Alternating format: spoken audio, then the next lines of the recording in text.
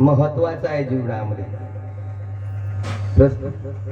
सरळ कीर्तनाकडे येतो, परिभाषा वगैरे, आहार पद्धत आहे का नाही, परिहार द्यायचा वाट आहे. आणि सर्वांना गेल्या 7 दिवसापासून माहितीचं या ठिकाणी श्रीमद भगवत कथा गेल्या 7 दिवसापासून चालू आहे. 2 तारखे ते 9 तारखेपर्यंत. स्वर्गवासी कैलासपती पांडुरंगजी काळे यांच्या स्मृतिप्रित्यर्थ, प्रथम स्मृतिप्रित्यर्थ हे दिव्य असं अलौकिक आयोजन झालं. सर्व इष्टमंडळींना या व्यासपीठावरून, या नारदाच्या गादीवरून साष्टांग दंडवत. मस्तक हे पायावरी, मस्तक हे पायावरी, या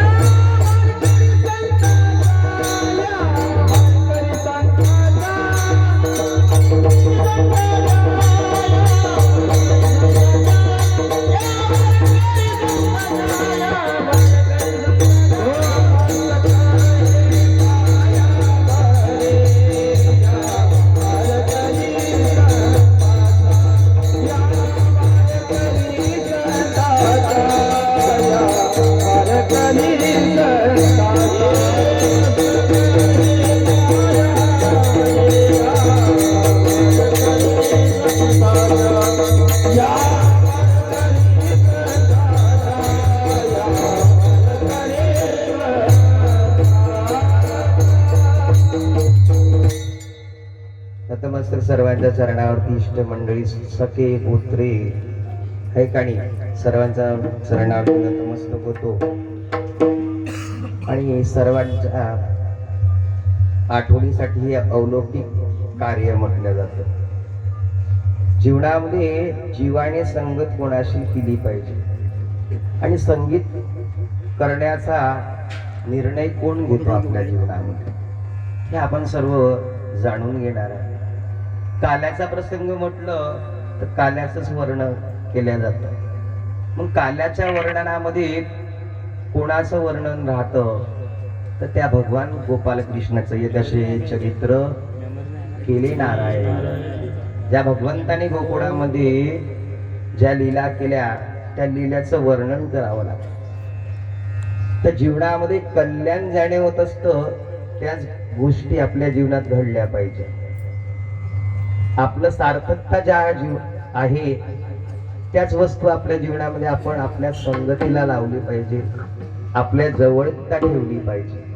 म्हणून साधू संत नेहमी जवळीकता परमेश्वराच्या गुणाशीन करायचे, परमेश्वराच्या नामस्मरणात ही करायचे.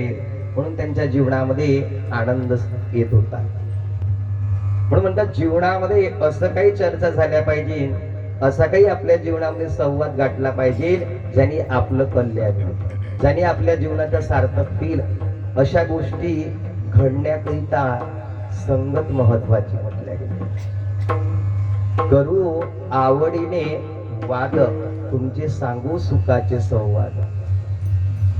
की जीवाचा उद्धार, जीवाचा कल्याण आणि त्यात महत्वाचं म्हणजे आपण या ठिकाणी काला एकत्र करण्याकरिता आलो आहे, काल्याचा प्रसाद घेण्याकरिता आलेलो आहे. मग आपल्या जीवनामध्ये जीवन जगत असताना काला कोणत्या स्वरूपात आपल्याला प्रसादित करून घ्यायचा आहे ते आपल्यावरती आहे. म्हणून म्हटलं जातं की चित्ताचा धर्म चिंतन करणे म्हटल्या गेलेला आहे. चित्ताचा धर्म चिंतन करणं म्हटल्या गेलेला आहे आणि निश्चयाचा धर्म बुद्धी म्हटल्या गेलेला आहे. जोपर्यंत आपली बुद्धी चालणार नाही तोपर्यंत आपल्या मनामध्ये निश्चय होणार नाही. आपण जर एखादा ठाम जर विचार जर केला की आपल्याला असं करायचंच आहे, कोण आपल्याला सांगतं, आपली बुद्धी ओढली तेव्हा मनाकडून ते कृती घडतं. विठ्ठल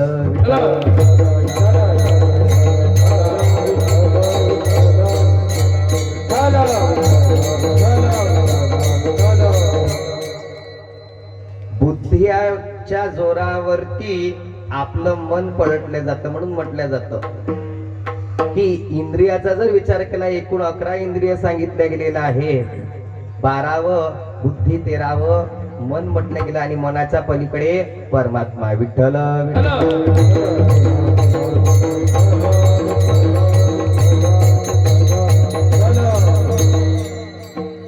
मनाच्या पलीकडे परमात्मा आहे.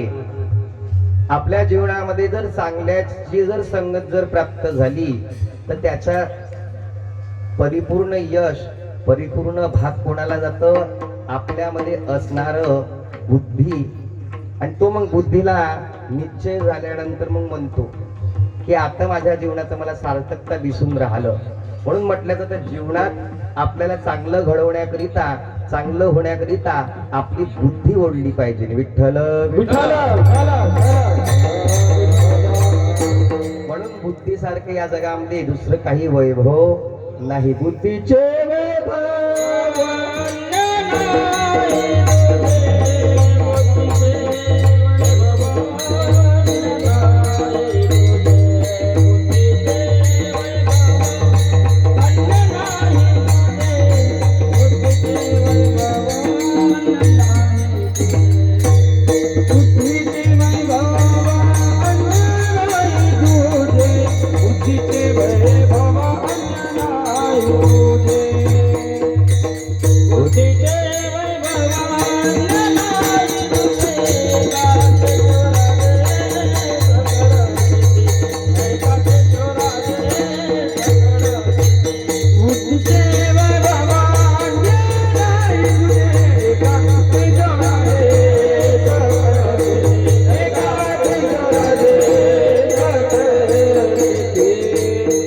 करून देत असतात.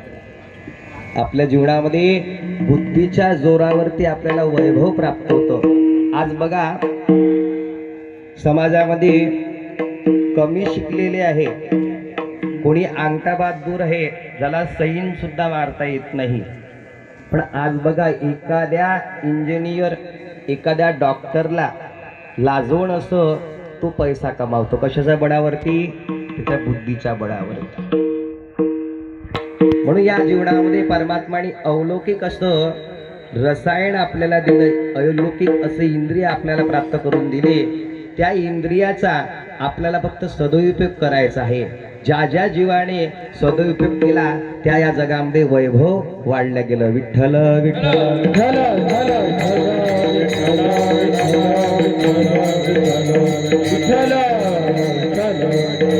आपल्याही जीवनामध्ये जर आपल्याला जर सार्थकता चांगलं जर करायचं आहे तर आपलीही बुद्धी चांगल्या वस्तूकडे ओढली पाहिजे.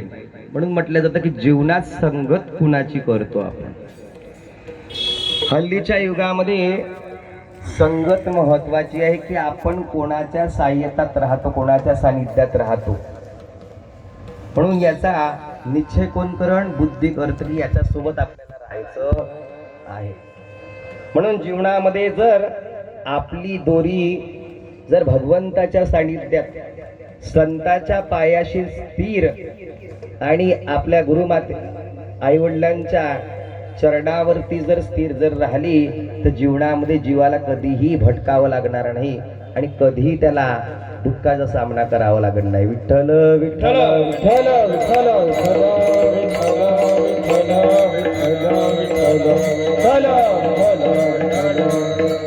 आज ज्यांनी भगवंताच्या सेवेला लागले म्हणा, भगवंताच्या पायावरती आपली बुद्धी स्थिर केली, ज्याने आपल्या भगवंताचा निश्चय केला की नाही मी पंढरपूरला जाईलच, त्या परमेश्वराला मी प्राप्त करीलच.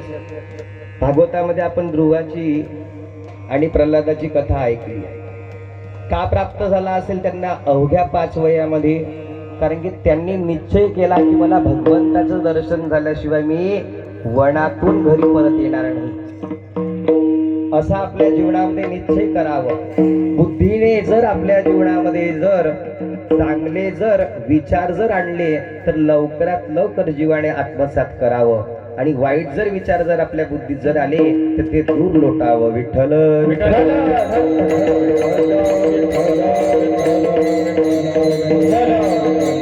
या सर्व गोष्टी घडवण्याकरिता सर्वात महत्वाचं आहे की तुम्ही कोणाच्या सानिध्यात राहता. म्हणून म्हटलं जातं संगत महत्वाची आहे जीवनामध्ये. आपण कोणाची संगत करतो बा? संगत संतन की करले, संतन की